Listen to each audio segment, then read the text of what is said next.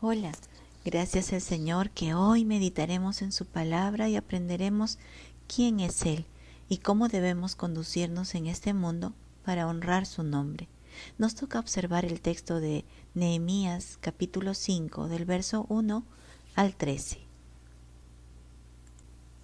El pueblo de Judá había quedado firme contra el ataque externo de los enemigos, porque decidieron seguir trabajando en la obra del Señor. Pero algo andaba mal internamente. El clamor del pueblo y de sus mujeres fue presentado delante de Nehemías. Unos decían que por causa de sus deudas entregaron a sus hijos e hijas a servidumbre. Las deudas se contrajeron por hambre y pidieron prestado para comer y vivir. Y resulta que los compatriotas, sus hermanos, les imponían intereses que hacían imposible pagar esas deudas. Otros decían que habían empeñado sus tierras, es decir, pusieron en garantía sus campos, sus viñas y sus casas, para que una vez pagada la deuda les sea devuelto.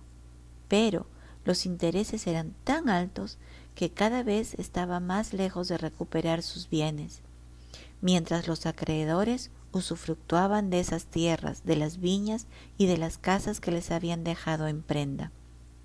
Otros decían que se prestaron para pagar el tributo al rey, y también entregaron sus tierras y viñas como prenda, y quienes prestaron les imponían tal interés que terminaban poniendo en servidumbre a sus hijos e hijas. Querían rescatar a sus hijas, pero no tenían las posibilidades para hacerlo. Rescatar significaba que debían pagar por su libertad.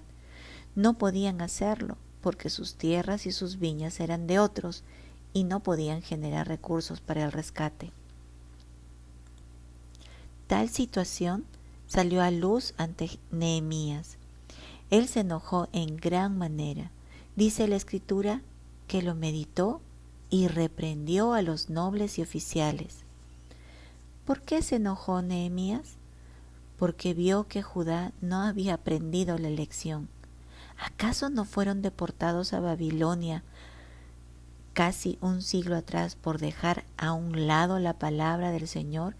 Y habiendo regresado a su tierra por la gracia del Dios, por las promesas del Señor, volvieron a obviar el escrito está.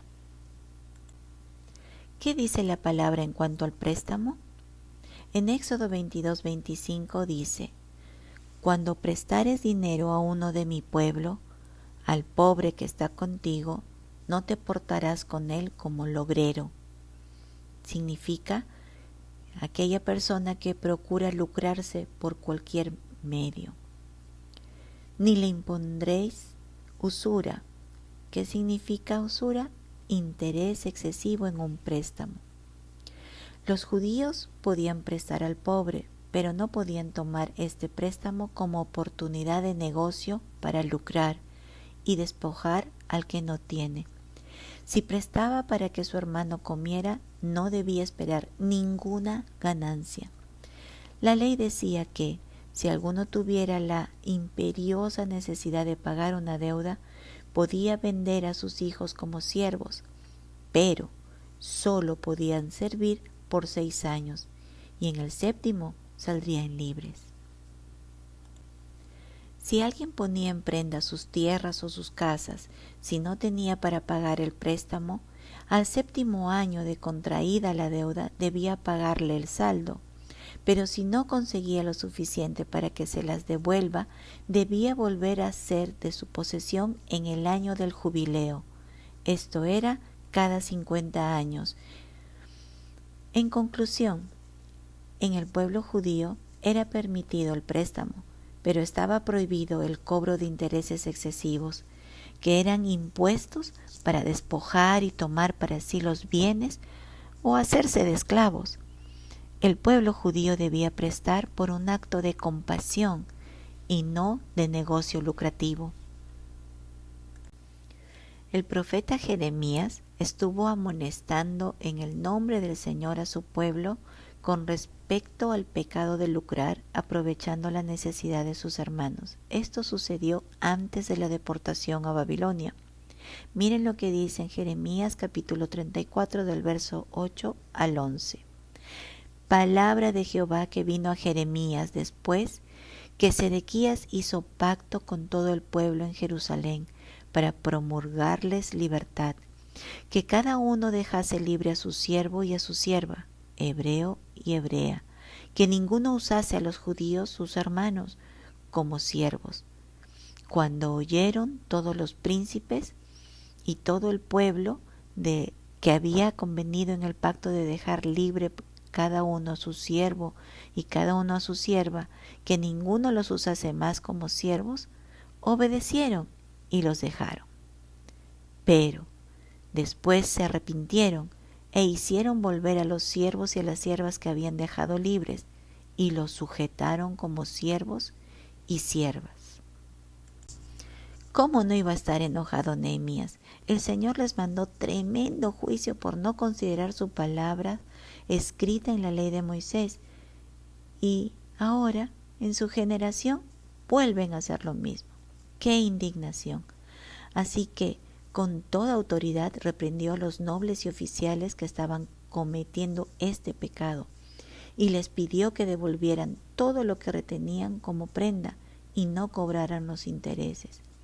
A lo que ellos dijeron: lo devolveremos y nada les demandaremos, haremos así como tú dices.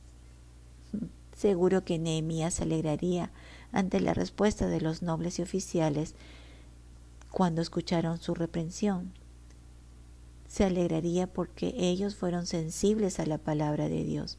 Pero no se quedó allí. Convocó a los sacerdotes y les hizo jurar que harían conforme a la palabra de Dios. En ese tiempo el profeta Malaquías tenía ministerio, y él venía amonestando la conducta permisiva y silenciosa de los sacerdotes ante lo malo, por actuar políticamente correcto y no incomodar a los poderosos del pueblo. Miren la reprensión del Señor por medio del profeta Malaquías. Porque los labios del sacerdote han de guardar la sabiduría, y de su boca el pueblo buscará la ley. Porque mensajero es de Jehová de los ejércitos.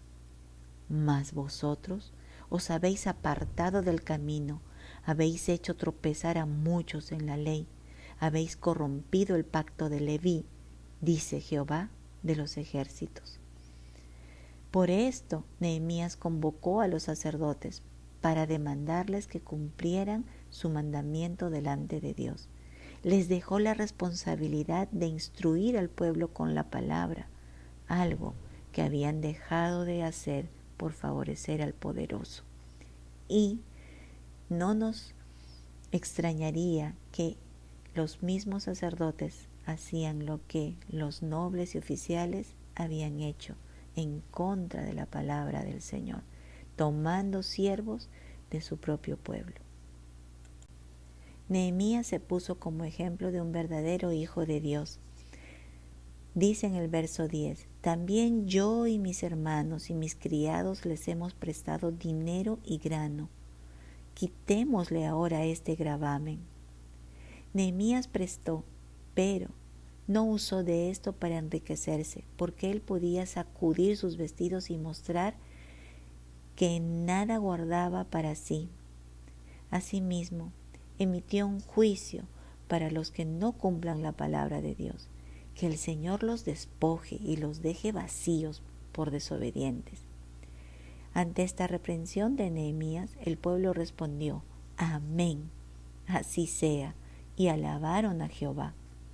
Entonces, hoy en día, ¿los creyentes podemos prestar? ¿Sí o no? La respuesta es sí, se puede prestar, pero sin cometer usura, es decir, el cobro excesivo de interés.